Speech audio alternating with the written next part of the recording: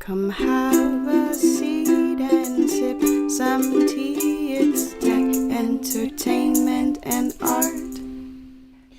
Welcome, everyone. First thing you're going to probably notice about this episode is that my recording is way better. It looks like I don't know how to use audio equipment. But my wife is teaching me. She's actually pretty good at this stuff. She is the one that recorded our intro and our closing song. And she did an amazing job. She did. A moment of silence for her good work. That's it. And yeah, so now I actually know what I'm doing. I know how to use this equipment. I actually know now that if the microphone is facing you and not facing backwards, then the audio is better. I did not know that before. But it's like those things where you go and you capture this amazing shot or something or whatever, and you realize you didn't press record it. That's why right. they have that's why professionals, they say rolling or they say live or whatever, and even then sometimes it happens. That's right. Very good point. Thank you for bringing that up. So let's just get right to it. We're gonna start with some corrections. Number one is that you probably noticed that in our second episode, we were not drinking tea.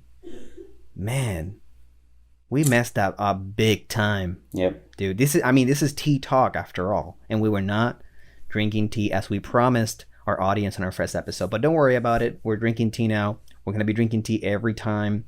And you don't have to drink tea with us if you don't want to. You can drink coffee. You can drink even water, boring old water. Grandpa's cough medicine. You can absolutely, dude. Whatever floats your boat. Yeah. But we're gonna be drinking tea, okay? Yeah. Just as part of the show. And then the other thing, it's I'm done with my corrections. Actually, it looks like I did a pretty good job on our last episode. I had two corrections. Yeah. Mm-hmm. Sorry, Abdiel, I interrupted you. No. I was just gonna hand it off to you, bro. Okay. My first correction, on the last episode of Tea Talk, I said that if we were to go to the moon, it would be like starting with a blank piece of paper. That wasn't 100% accurate, although they would definitely have to relook at technology and what they're doing, and they'd have to redesign the space, ship and all that stuff. They technically still have the same outfits that they had in the 60s and 70s. Astronaut, what they wear. It actually hasn't changed that much since the 80s, believe it or not. Which is kind of surprising. You think out of the one thing they would change, it would probably be the outfit. But yeah, I've always noticed that the space suits, they don't look as cool as they look in sci-fi movies. Never, no.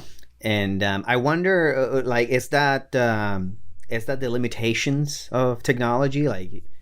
Could we make a spacesuit that actually looks cool, fashionable? The Martian. What do you think about? I think the Martian had a pretty cool. Yeah, absolutely. The Martian looked pretty good. I've always figured that the issue with it is that there's a lot that goes into those suits. There's 18 layers. Oh wow! Okay. See. I knew there was some kind of reason. Do you know why there's so many layers, or what's up with that? Is it protection? Yeah, I don't know, but I'm imagining it's probably so they don't die. Yes. That's absolutely. The Vanity Fair YouTube channel, they interviewed Chris Hadfield, and he interviews he was the commander for the space station at one point. So he's an astronaut, and he reviews space movies. We all love space movies. He goes from 2001 Space Odyssey to Interstellar to Ad Astra to pretty much anything you can think of. And I wanted to touch on something that I thought was kind of funny. Mm-hmm. He there's a part in Interstellar where he goes to the black hole. Do you remember this part? And absolutely, dude. And then I can't remember if it's Matthew McConaughey or the robot who says he explains what's happening, that it's the future humans that are talking to them through this space-time, and through space-time they're able to have different dimensions of whatever. That's right. Well, it's actually Matthew McConaughey his character that deduces that it's humans from the future. The robot actually is like, well, humans can't do this, and then Matthew McConaughey is like, well, they can do that now, but in the future we will. Yeah, something like that. Great impression. Great impression of Matthew McConaughey. I think that was excellent. Yeah. But anyway, I remember after this, what is that, 7 years ago? It came out, like, I remember not liking that scene. I was like, and my roommate, who thought he was like God's gift to like cinema and all this stuff, he was like, well, very condescendingly, like, did you not understand what they were saying? And I was like, I laughed because, like, so in the YouTube video where he like reviews like all these movies, that very scene where it's explained what's happening, he goes, I'm just confused at this point. I don't even know what they're saying. And he basically describes what would happen if you entered a black hole. Like, if you enter a black hole, you basically like evaporate into nothingness. Like it's almost like this. First of all, black holes are just theories. We only know that they possibly are probably there because there's no light there. So like, it basically is like this disposal for like possibly, as one theory, it's a disposal for like, if you were to enter a black hole, you would just be like smashed into like oblivion. Yeah. But I just remember thinking, like, what do you mean, do I understand what they were saying? Like, what they said made no logical sense. It was not based on science or anything. He enters, right, like, and he's going into like some library, and like this library is like the chain key to like all time, and like whatever. Anyway, I digress, but obviously I've had some pent up rage for 7 years with my roommate. Yeah, well, I actually really like Interstellar, and I have no problem with that part. I know that a lot of people were off-put by that, and I actually think that it was criticized. I believe some critics online did criticize that part, kind of took them out of the immersion. How about you? Did it have that effect? It did initially, but now I like Interstellar because the music is really good, obviously. Oh, dude, I have that soundtrack on my iTunes. Yeah, me too. Library, yeah. And then that's probably one of the most intense scenes when they're trying to connect back to the spaceship, and they're like, he's like on the stick and trying to like, they're trying to get the rotation correct and like dock. Yes. Which probably would never ever happen. I mean, unless that docking like system was like, I don't know what they'd have to make it out of, but like, there's no way that it would be that strong. Yeah. But who knows? Yeah. But then again, I guess maybe if they're going at the same G-force and they really wouldn't have any. Yeah. But anyway, I digress. My second fix, or my second correction, I should say. In the last episode, I talked about how to fix Luke Skywalker without retconning anything, without getting rid of any of the current trilogy that they have. I left out a key detail that I wanted to add. Okay.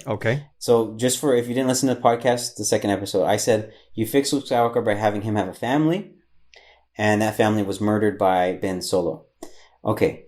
Adding to that, not only was Ben Solo involved, but Ben Solo was able to convince the entire Jedi Order to kill Luke Skywalker's family and attack Luke Skywalker.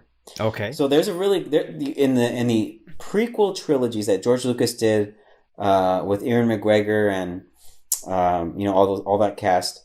There's an interesting scene where Anakin Skywalker goes and kills like the whole Jedi Temple, right?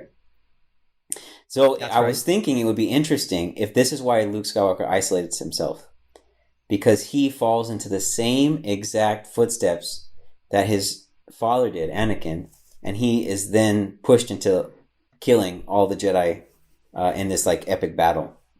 And then when it comes to killing Ben Solo, maybe he realizes he's turning to the dark side or what have you. And I mean, it is self-defense, but there's a story there. I feel like there's something you could fix without. Well, I really like the story that you explained originally. That we don't have to get.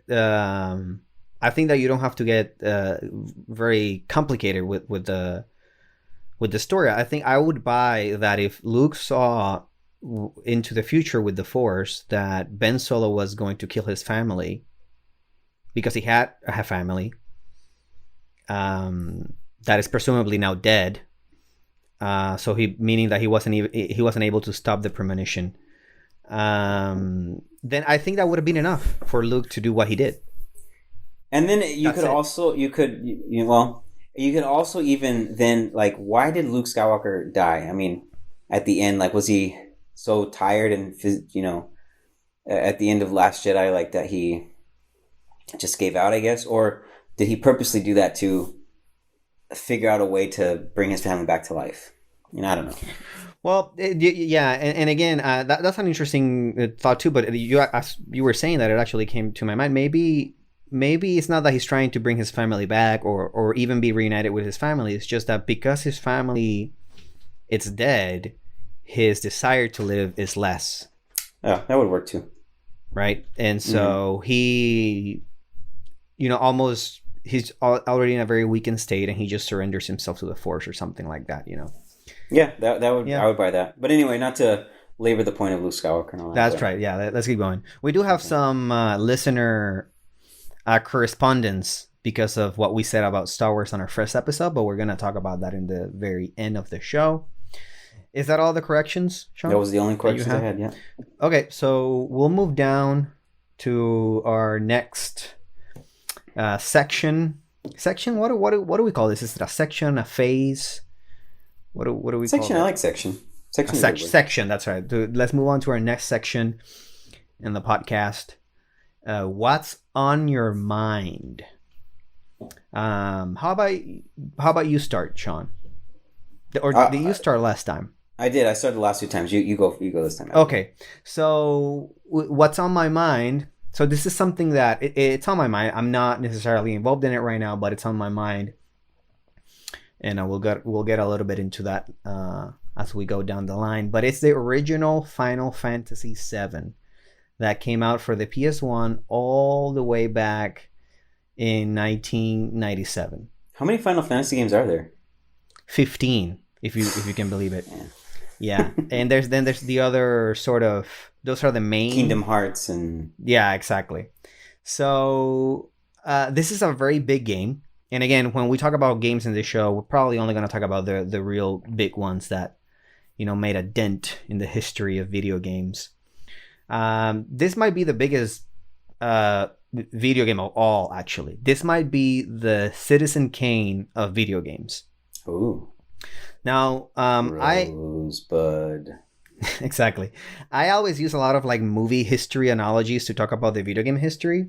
And I just want to put out there that the video game industry, it is fundamentally different than the movie industry.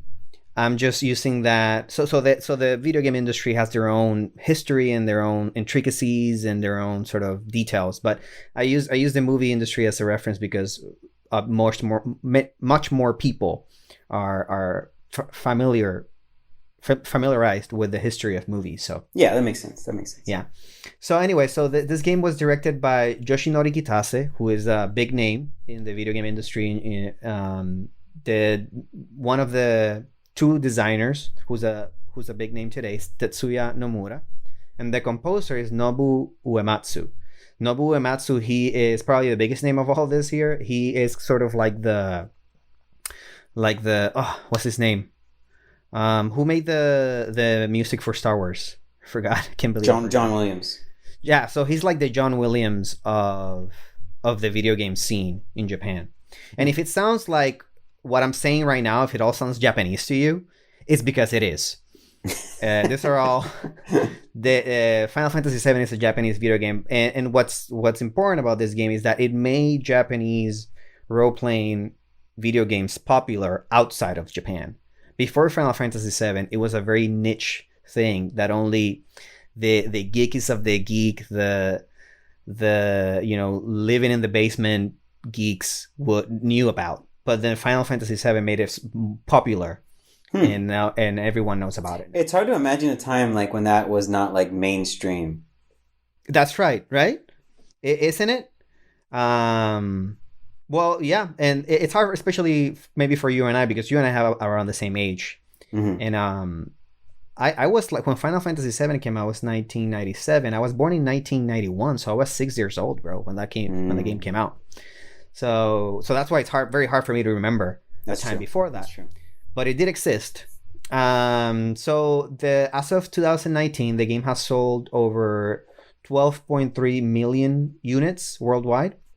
Video game numbers are very interesting and are very different than video game movie. I mean the movie numbers, because video games don't have like a Netflix service. There do exist some of them out. Some people out there, including Sony, have tried to create a sort of a Netflix for video game, but it has not worked up until today. So, and because all these games, they sell either digitally or at a store, it's actually really easy to track how many copies they've sold. Whereas in movies, it's very difficult, because in movies, it's easier to just track the money that the movie has made, as opposed to how many people own it or how many people have seen it. But anyway, so it's a game that's made, billions of dollars in different things. It's its own sort of little universe, even though each Final Fantasy game from 1 to 15, it's a different universe. It has a different story with different characters. They have actually nothing to do with each other. They don't connect at all. They don't connect at all with each other. Yeah. This is actually very easy for me to understand, because it actually doesn't. This happens in video games, not that rarely, but I don't think it happens in movies or any other medium that much. But anyway, I'm gonna just keep going down with this. Why I've been playing it and what the game is about. The game is about a power company called Shinra that is destroying the planet by sucking its life energy away. In the game, it's called Mako. So they have these Mako reactors, and they connect to the planet, and they're just sucking the energy of the planet, and they're giving it to people as energy to use, kind of like an electric company, And but they're destroying the planet, and they kind of know, but they don't really know, and they don't kind of really care, even though where their headquarters is a city that is very technologically advanced, but all around the city is just dead desert. So it's pretty obvious that they are killing the planet. So there's kind of like a political analogy there to be had, because today a lot of people feel that way with different companies, right? Yeah, I can see that. And there's like some environmentalism there. So you're part of a group called Avalanche that is trying to bring the company down, and they're resorting to extreme measures. Actually, they're exploding some of these reactors. And what happens in the game is that the moral of the game is essentially that the company is wrong to be doing what they're doing, but that you're also, and the group that you belong to, are also wrong to be taking these extreme measures. Yeah. And there's sort of, there's a moment of realization for that, and then there's a switch in the story. But, I'm not going to spoil anything, even though this is actually a very old game. So it's actually a pretty interesting story. Let's see. Cool. Yeah. How far along are you on the game? So I only play a little bit of it, because the reason why I'm playing it is because, and this kind of moves us to the next part. Well, actually, I wanted to mention one more detail about the impact of this game. Okay. The thing is, when it was made in 1997, the budget for the game was $100 million. That's a lot of money. That's a lot of money. And at the time, people were not spending that much money on essentially anything. In 1997, Titanic came out too. So, Titanic. So that's a big movie, obviously. Everyone. Yeah, that had the number one. That was the number one movie for years, until Avatar came out, I think. That's right. And that movie, the budget for that movie was $200 million. So it's twice as much as this game. So that you might be like, okay, well, that's more than the game. But that was a unique case, and we can understand why so much money was spent on that movie. But for example, Jurassic Park Lost World, that came out during that year, only cost, well, not only, this is a lot of money, but it was $83 million, so less than this game.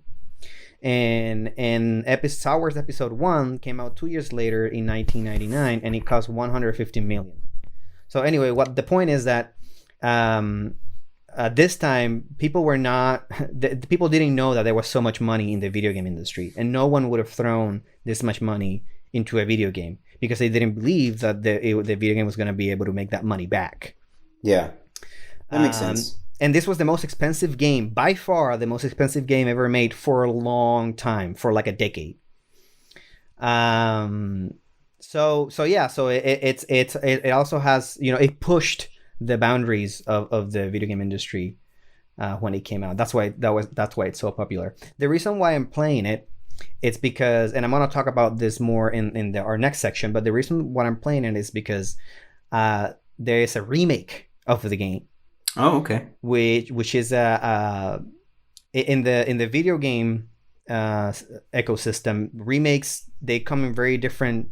There's not like a standard for remakes. Some remakes are just the same game that came out before, but with better graphics, and that's it.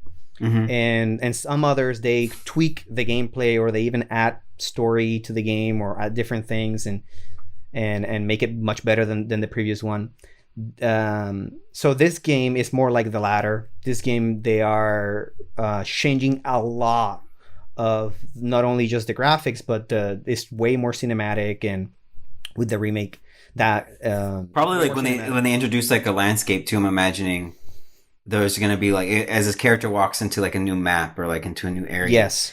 The way they're going to introduce it is going to be way more cinematic and way more. And it's funny that you mentioned that, because that was the first thing that I showed to my wife today, because the game actually came out today. So I was playing it today a little bit.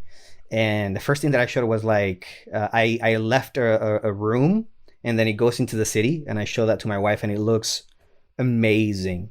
And especially when this week I've been playing the original, and it looks really outdated. So we could really see the contrast there, the difference in the game. But anyway, that's what's on my mind, and I'm going to talk about more the remake on our next section. But what's on your mind, Sean? I've been watching 2 shows. The first one's called Worth It. I think it's been out for a while. It has like 7 seasons already on Hulu. It follows 2 main guys based in LA, but they travel elsewhere, and they do 3 restaurants priced at different prices. Mm-hmm. And it's cheap, fair, and expensive. So you have one restaurant, and it's all the same thing. So like they'll go and taste like tacos, and they'll try like a $2 taco. They'll try like a $12 taco, and like a $200 taco, or a vegan option, or like a Philly cheesesteak sandwich, or whatever. Mm-hmm. And then the second show I'm watching is Basic versus Baller, and it's 2 brothers, and it's kind of like the same idea or concept. One has like a basic budget of like $100 while they're in this city, and the other one has like a budget of like $2,000, and like for the next 2 days they live on that, or something, like day or day and a half, I forget. It varies. But the reason I'm bringing these up is a question for you, Abdiel, and the audience can think about it and respond to our emails or what have you. Do you feel the need to drop money to have a good time? Like a lot of money? Absolutely not. I'm not. I know that there's a camp of people that are in that side of the camp. No. I actually enjoy whatever I'm doing much more if I know that I got a deal. Yeah, and that that's where I struggle with the show a little bit. Like especially in the Basic versus Baller one, like they'll spend like $2,000 in a day. They'll go to a hotel, and the hotel will be like $750 a night or something, or sometimes it's like $1,200 a night, and half their budget is gone. Like I could take $2,000 and be like live like a king. And you know what I mean? Like there's for a week, anywhere, any city in the world, in Dubai, I'll live like a king for $2,000. So it's just crazy to me. Like it drives me a little like insane. And I understand like the other show, like Worth It. Like is it worth it? A lot of times like the expensive dish, like it like it's repetitive. Like it's like Philly cheesesteak with like gold in it. Like they'll put like gold flakes or like they'll put some really fancy like thing, and that drives up the price, or they're paying because they're at like a hotel or something or other, and it's like yeah. But for the audience out there, this is both shows are relatively clean. I'm not recommending them, like I said, but they're very interesting, and if you're looking for some family friendly content, for the most part, they're okay. So. Sorry, Abdiel, I feel like you were going to say something. I wanted to add that. Have you actually been able to try some of the places in Worth It?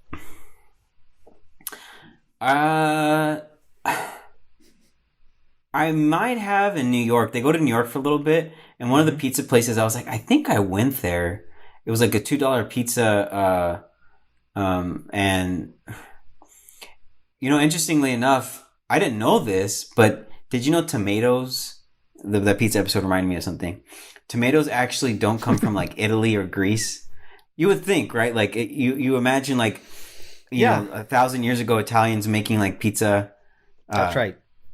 They didn't make pizza 1,000 years ago. They made bread, I'm sure, and like other stuff. But tomatoes actually came from here, from the not from the United States, but from America. Okay. So they were brought over, and but it's a pretty cool show. They're both fairly interesting. They're good watches. Well, I actually went to LA with my wife and some friends, and they have 2 episodes. I mean, they might have more actually, but they have 1 episode on sushi and 1 episode on Korean barbecue in LA. And we were able to go to the cheapest option that they have. Like, what was it? Is it fair? What were the like options cheap, that they give you? Fair, and expensive. So we went to the where they went to for the cheap option for sushi and also for the Korean barbecue, and it was, both of them were like really good, really good. And I could kind of see our show doing that a little bit, not like cheap versus this or that, but like we'll definitely have some shows where we'll be off site and talking to like maybe some business owners and what have you. And we're actually going to talk about absolutely. I'm looking forward to that. And I was going to say we're actually going to talk about a little bit more about we are types so of I'm shows. sorry, getting ahead. No, that's fine. I love teasing and foreshadowing with our audience. There are some new shows that are going to be coming your way by means from of T-Talk Productions. So but we'll talk about that in the end. Okay. Since we're on the topic of food, I just wanted to mention as well that there's a show on Netflix. I think it's called Street Food, and one of they go to different countries, and one of them is Korea, and they show this noodles called knife. They're called knife cut noodles, and what that means is that they actually make noodles with a knife. With a knife, yes, I've seen this. Yeah. You might probably, I think that you could totally dig into this because the audience doesn't know, but you're a vegan. Yes. And I'm pretty sure when I went there, it definitely didn't have any meat. So it was definitely vegetarian. I'm not sure if it was vegan, but probably. And yeah, so I was able to have those noodles from the same lady, and the stand that she has, she actually has a picture of the Netflix show on her on like at the side. To let people know, hey, this is the plate from the show. So cool. We went there and we took pictures of the lady and everything because those episodes, they actually go into the owner. They don't only talk about the food. The entire episode is like dedicated to like the owner of the stand and what's happening and how they started. Yeah. So that was really, really fun. We probably lost like 5 listeners when you told them I was vegan. People get upset when you hear you're vegan. Like, it's like, dude, I don't even know how you can live with yourself. No, I'm kidding, bro. Being vegan is awesome. Well, what are you up to, Abdiel? Oh, so okay, so I'm up to. That's right. So I'm up to playing the remake of Final Fantasy VII that just came out today. So this is fresh out of the oven.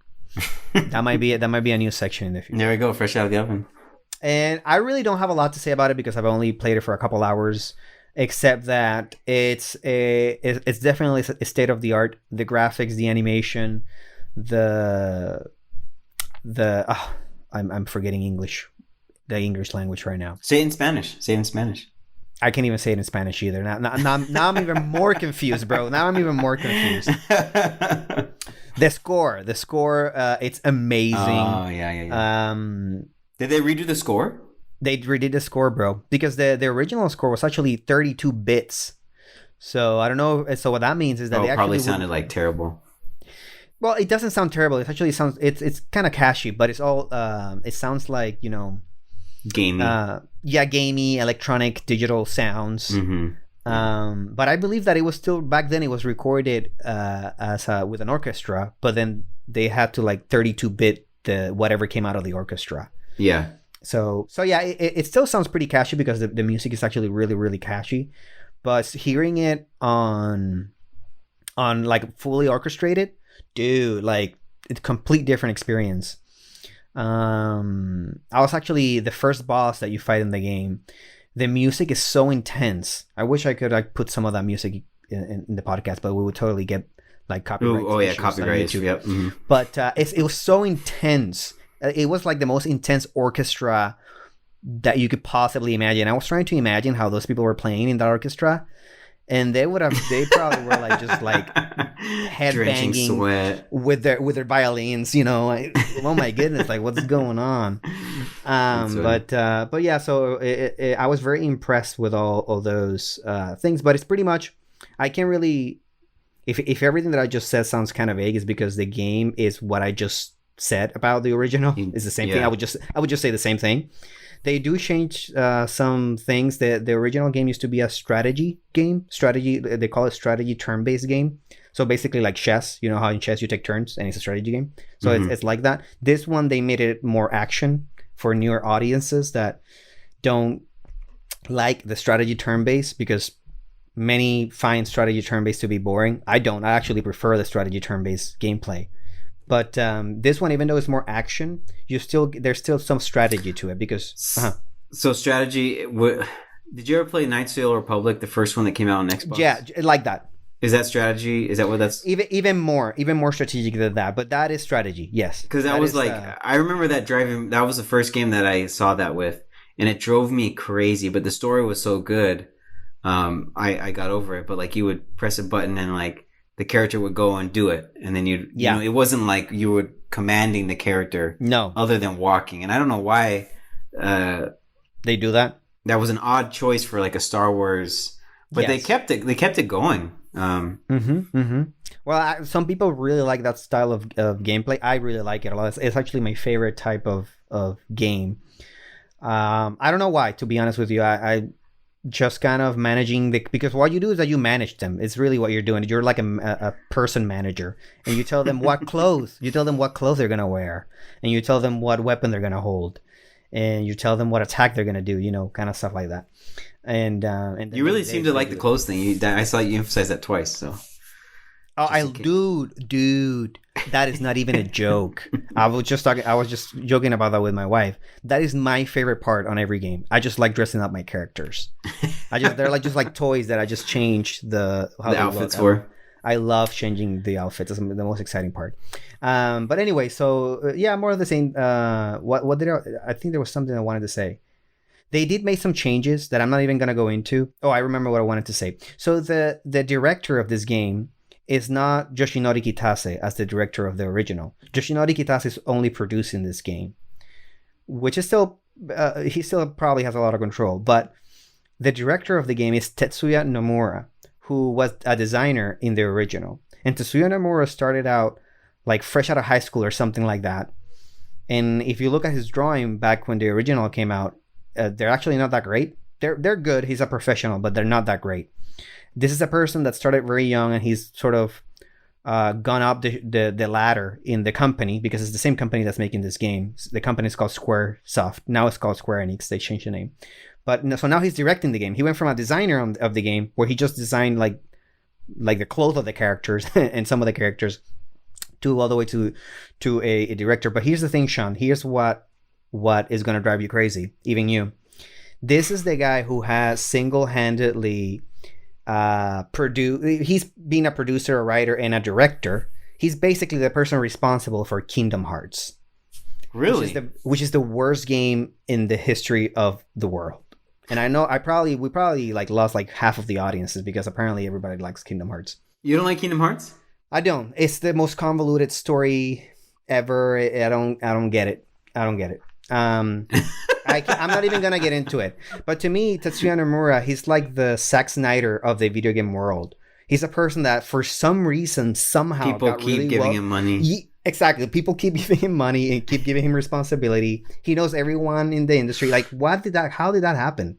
But his influence, I could see it in this game, and every time I saw it, it was not good. It was not good. He likes to convolute stories and add things to the characters. Can I ask you a question, Abdiel? Yeah, please. So what? You probably don't know the answer, but is Kingdom Hearts more successful than Final Fantasy VII?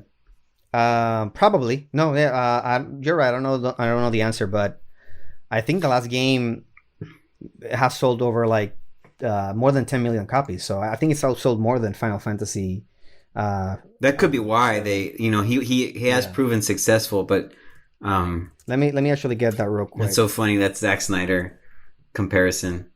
Yeah, he's definitely the Zack Snyder of the video game industry. Man, we'll have to talk about that one of these days, because like he did he direct Superman?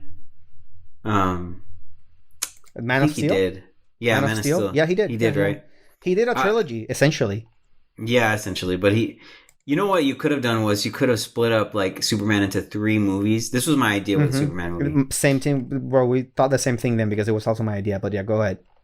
Split up into 3 movies, and I would have done it. I would have released them one after the other. That has never been done in the movie industry, I don't think, ever. But could you imagine the mayhem if you were released a trilogy, 2 weeks, you released your first one, the next one 2 weeks later you released it, and then like I think that like people would go crazy. Yeah, as long as they were good, as long as they were good. I think so. I think that would have been a great idea. There was so much that you could have done with that character. That would have been cool. But anyway, going back to this, I looked up Kingdom Hearts 3. The numbers are not as that. What I found online is that it sold like 5 million copies in like the first week, which is a lot actually. But I don't know if it surpassed Final Fantasy VII. It was just a question. Yeah. Yeah, I know but it was a good question, and it's probably related to what's happening. They probably see him. Honestly, dude, I can't even suggest that they see him as a someone to listen to when it comes to writing stories. I just think that he's kind of in Japan, things work a little bit different, and he's so senior in that company. He's probably the most senior person right now. Well, actually, that's not true, because Yoshinori Kitase is there, but he's probably the most senior that's still young, that they probably feel like he's still in touch with the younger audience. And so they probably but that happens. To him. That whatever happens he here says, too. Yeah, well, I guess so. Someone who's just there, he's been there a while, he's given responsibility, but he really, more or less, probably is not qualified for his job. Yeah. Yeah, but otherwise, anyway, so that's what I've been up to. I'm gonna be probably playing that game a lot since we're on lockdown because of the corona, so I do have some time. But yeah, that's what I'm up to. Well, how about you, Sean? What are you up to? So I think it was in the last episode, or maybe the first episode, you mentioned the English game. I watched it, finished it. For those families out there, it's relatively clean. I will say that the accents threw me off sometimes. Like, I would be like, whoa, they just dropped an F-bomb. But then actually, like, they were just saying, forget it. Yeah. It's so funny that you said that. When I watched that show, I put it on. Literally, like, and you probably watched it seconds. Bro, you probably watched it with closed captioning, I'm assuming, right? Yeah. 30 seconds in, I was like, okay, these people don't know how to speak English. Let's put some subtitles. When do people in England going to learn how to speak English? I don't know. Well, this is coming from me. This is coming from me, a Puerto Rican that can. Well, you could see like they had like the higher class, right? The higher class spoke like a proper English accent, which I'm probably not doing a very good job. But then you had like the Cockney, like, the down under, whatever. That's that totally sounded like country, but okay. but it was like, I know what you mean. Yeah, like, but they would say like, forget it, and I'd be like, whoa, they just cussed, and I was like, oh no, they said forget it. But anyway, you made a comment on there that, like, you said like the scenes were not that, the soccer scenes were not that well. Mm-hmm. We didn't say that they weren't that well done. They weren't that interesting to watch. That's right. I have something to say to that. Tell me. I think I know why. Because I felt the same way. I thought they were filmed very well. But here's my keha. Like, in 6 episodes, I don't know how many games, only 2 goals were blocked the entire season. Like, the goalies were worthless. Yeah. Like, at no point did they ever, like, add anything to the team except twice. And it was the same goalie. Like, It's almost as if they didn't get anyone who knew how to play the game to help them film those parts. It's like, well, I guess this is how they play football. We just kick the ball around, right?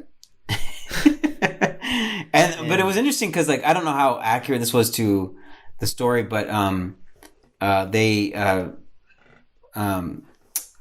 was I going with this? Well, before I don't want to stop you if you're going to lose your train of thought, but I do want to say something about the game. Yeah.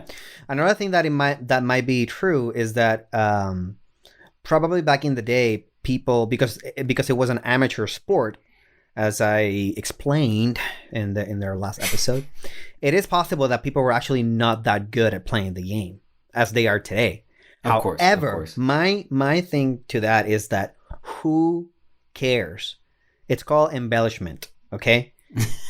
Make them play like Diego Maradona or Messi. I don't care. Make them. I wanted to see them doing like what's that called in Spanish? It's called sombrero. It's called, when they kick the ball, they do like a scorpion kind of thing, and the ball goes just like over them. Anyway. Oh, there's no way. Like with the balls they had. Like I watched this behind the scenes. They made like 20 or 18 different balls that were to simulate the look of the original ball. I think they had one that was like original, like how it would have been, and then several different variations of it. And so, according to what I saw on the internet, the choreographer for the soccer games asked for a ball that looked like the old balls, but felt and reacted like the new balls. So I'm sure he had some limitations, even with like the ball they were using. Interesting. The actors. Yeah. Shout out to two things in that show. The facial hair is like off the chain, isn't it? Right. The second, how come everyone that sees that show says the same thing? Everyone that I've talked about that show with, even my wife she's talked about that show with her friends. Everyone always brings up the facial hair. It's amazing. It's so good. I mean, he's not the main character, but he's like the second main character, I guess. The facial hair was really good. The main character, he has like a mustache, but the other main character has like a beard, and he looks so good with that beard. Yeah, but even the mustache looked pretty good. It did look pretty good for a mustache. Yeah, looked good for a mustache. Like one of the main like, it's not main character, but he's like a subsidy character. He had a ridiculously cool beard, and it was just amazing. Like I was like so jealous. But and then the second shout out to the clothing artist, whoever does the clothing. I was watching. I didn't write the name down, but she knocked it out of the park. Their outfits were like so well done. However, looked, sharp. Oh, sorry. They looked sharp. The upper class, those outfits looked lit. And I mean, like, it takes skill to like make someone look like an old, raggedy. You know what I mean? I bet that's even harder at sometimes, like to put that character into the clothes, like that wear and tear in it without overdoing it, perhaps. Yeah. But a lot of it, I think this is like being generated because the guy who wrote Downton Abbey or produced it or whatever his role was, he's also involved in this. This is a completely different feel. In Downton Abbey, when you had a character introduced, it was a very interesting way cinematically it was done. And there's a huge difference. In fact, like, I think the director who directed the first 3 episodes of the English Game, it was kind of like choppy. I felt like the beginning was super choppy, the way things were getting introduced. And then the next 3 episodes I thought were way, the lineage of the story, the cuts, the angles, I thought it was way better. But Downton Abbey, when you had a character introduced, it was like you would see his shoes, and then you would see his like his umbrella, and then you'd see his like jacket, and then like it was just, there was like so much shots on like them like just kind of building up the character or whoever it was. You know, it was kind of cool how that was filmed. This doesn't really happen in this movie, and it probably wouldn't really lend itself to it. But yeah, I see what you're saying. Yeah. But shout out to Reed Hastings, CEO of Netflix. Please, if you can, convince that guy to make a second season of the English Game. I don't think it's going to happen, but I hope it does. Yeah, me either. My wife told me that since it's a historical drama, that it might not. But I think that the history doesn't end there, obviously. So we can have a show about what happens afterwards. Yeah. I hope so, because I really, really enjoyed that show. The soundtrack was good too. Yeah. Oh, yes. Yep. Very good. Also, as I was watching, I was like, yeah, this was made by the Downton Abbey people, because Downton Abbey also has a really good soundtrack. Yeah. What are you looking forward to, Abdiel? Okay. What am I looking forward to? So we're going to talk about it now, Sean. We're going to talk about it because you and I are both looking forward to the same thing. We are. We teased our audience a little bit in the beginning with this. We have an announcement to make, a very exciting announcement. We have been so taken back by the overwhelming response to our show, to our regular show, Tea Talk. And I have one of our audience members even call me to tell me, hey, I love your show. And he doesn't know me personally. I don't know how he got my number. His name is Corey Jeffries. And his name's Corey. Corey. And this is fine, but you can cut it if you want. But anyway, and he told me, when are we getting more episodes? And I told him it's once every 2 weeks. Every other week we'll get an episode. And he said, no, that's not enough. I need more. So we're happy to announce something called Tea Talk Plus. Tea Talk Plus is going to be is a sort of label where we're going to use to release other shows. You're going to have your regular Tea Talk show that is going to come once every other week. And then in between, you're going to have the shows that we're going to make with Tea Talk Plus. So that means that every week you are going to have something on your way from Tea Talk Productions, something to listen to. And we're going to keep it spicy. We're going to keep it exciting. Well, maybe not so spicy. More like we're going to keep it sweet. We're going to keep it fresh. And those are actually part of the names of our new shows. Do you want to announce? Do you want to tell the audience, Sean, what the title of our shows are? The two shows. Well, under Tea Talk Plus, we have Sweet Tea and Fresh Brew. That's right. Yeah. And Sweet Tea is going to be about a subject that we're going to choose. And we're going to take our sweet time talking about that one subject. Not really, though. We're still going to be 40 minutes. The podcast is still going to be 40 minutes of length. For the most part. Let me drink a little bit of water. And then with Fresh Brew, we'll be looking at new trailers that are coming out. Yes. Yeah. And then under for our audience too, Tea Talk Plus is a subsidy you might consider under Tea Talk Productions, and from there we might even interview CEOs, business owners. We might have guests on, and the Tea Talk Plus will just be an outlet for all of that extra content. Yeah, very, very well put, actually. So that's right. The Tea Talk Plus episodes of Fresh Brew and Sweet Tea are going to come regularly, and we are going to try and give them to you every other week. And I think that's possible. I think we're probably going to be able to do that.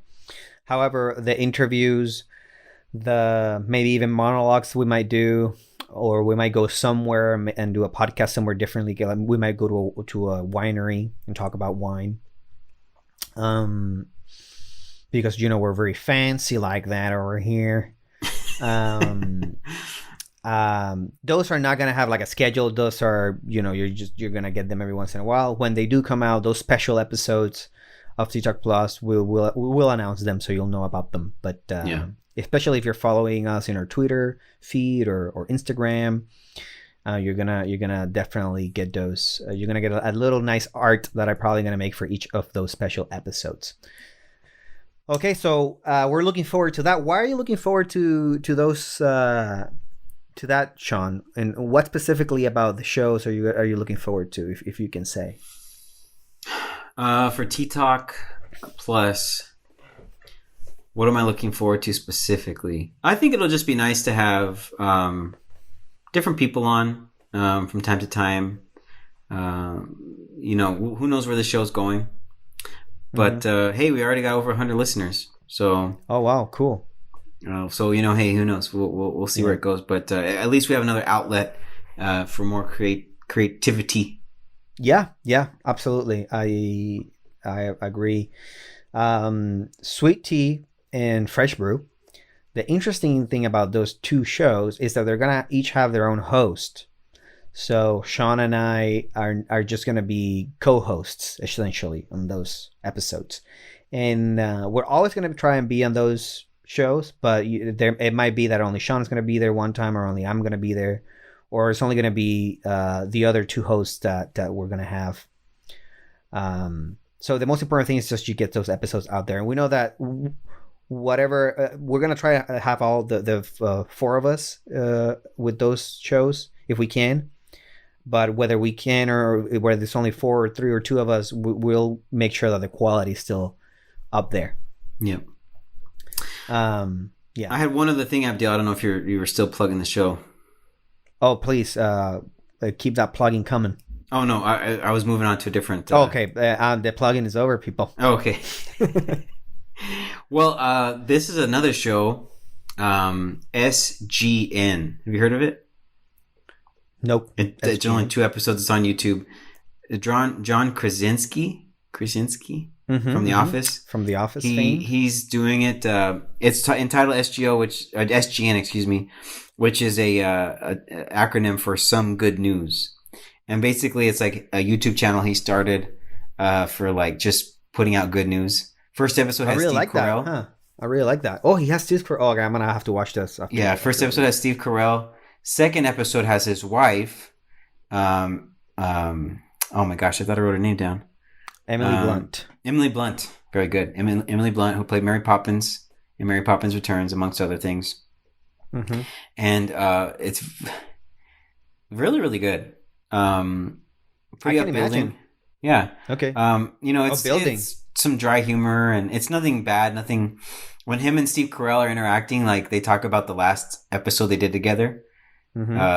Not the last episode they did together, but the last where Steve Carell leaves the office, and they were saying how like they couldn't they had to do like 19 takes because they were both so emotional. Wow. And it was cool. Do you hear? Well, since you brought that up, did you hear that it was a piece of news that was making the rounds that Steve Carell actually did not want to leave the office.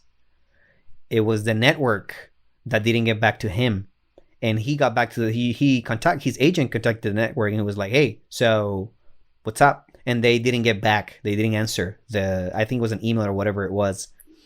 And so the time came up and the contract ended, and so Steve Carell have to look for another job.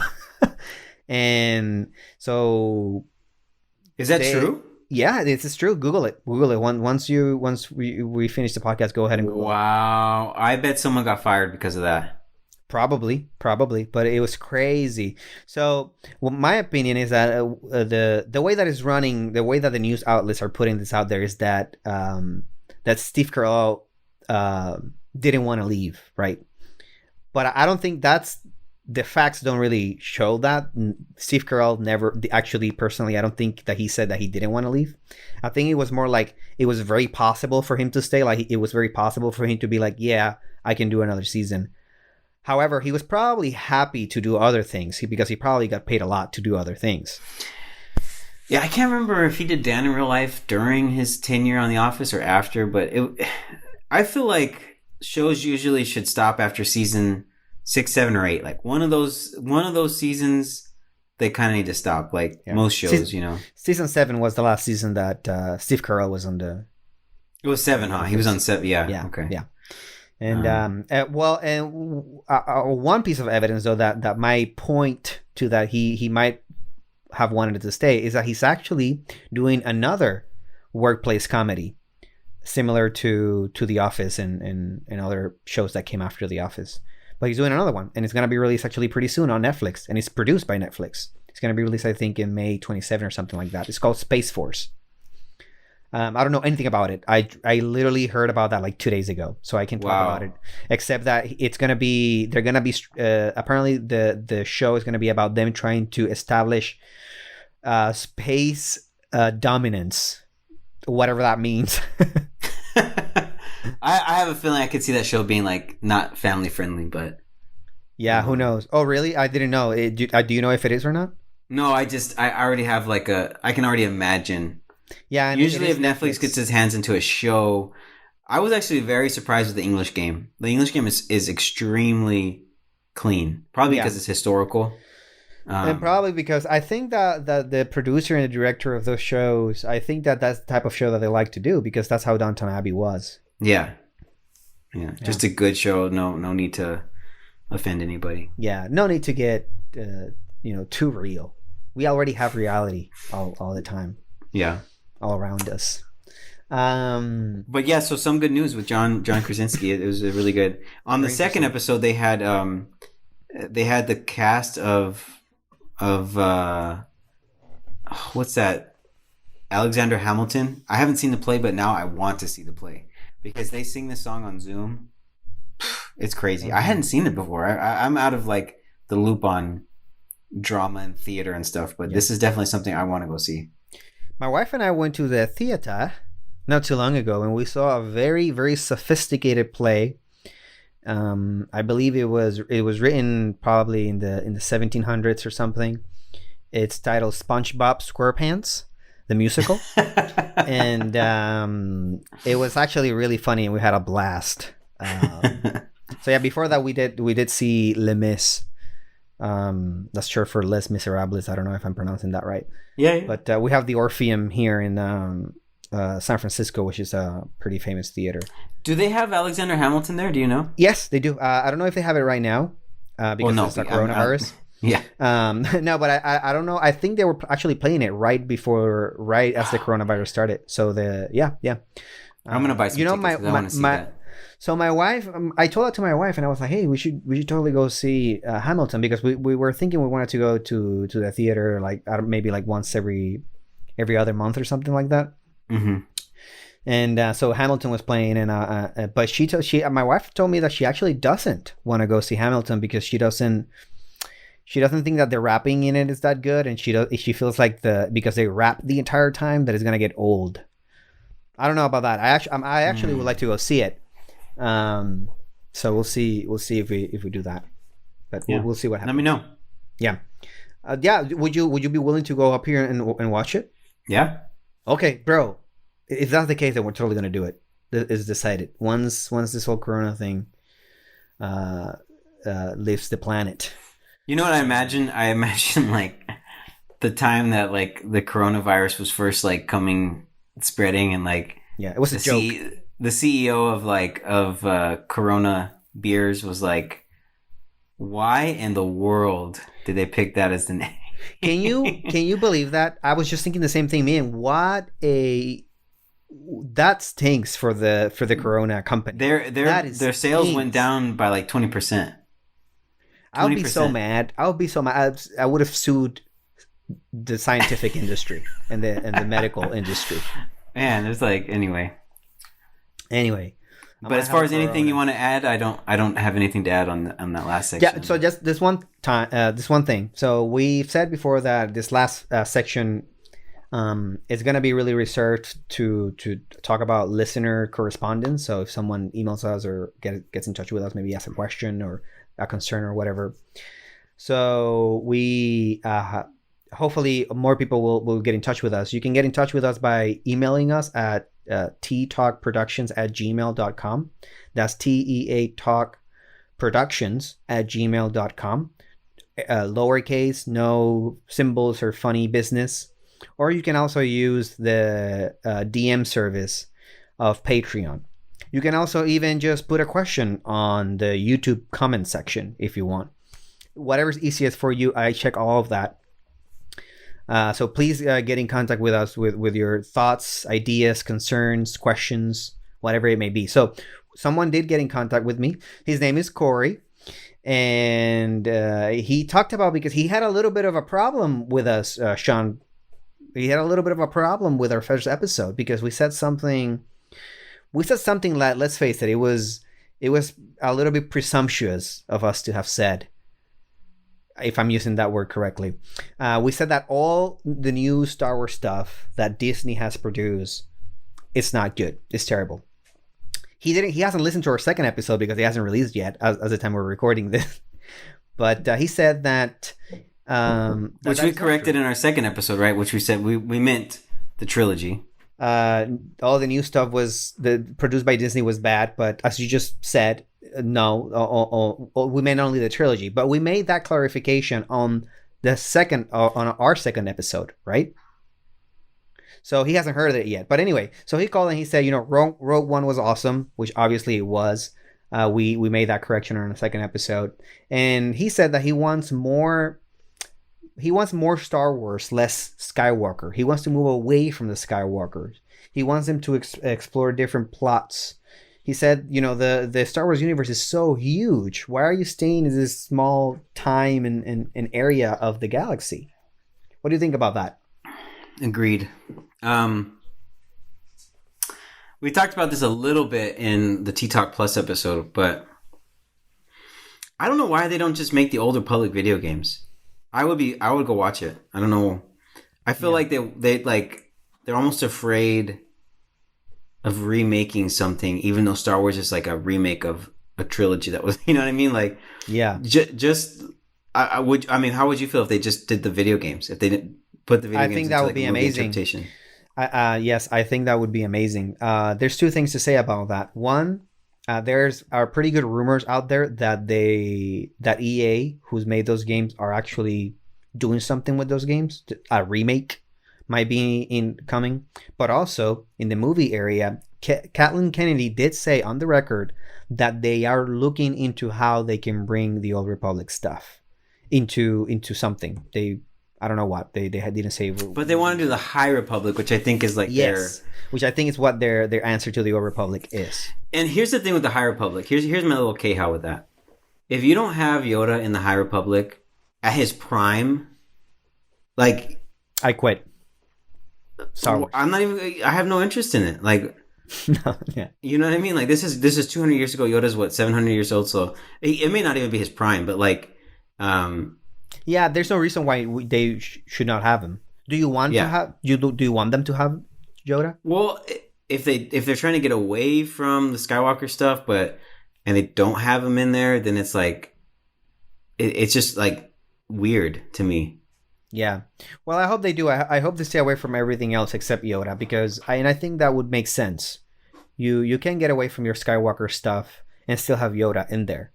Even if it's just a little bit, because I think Yoda is really cool, and I think that when you say that you want Yoda, I think that you probably don't mean that you want Yoda like all the time, right? You probably want some of him.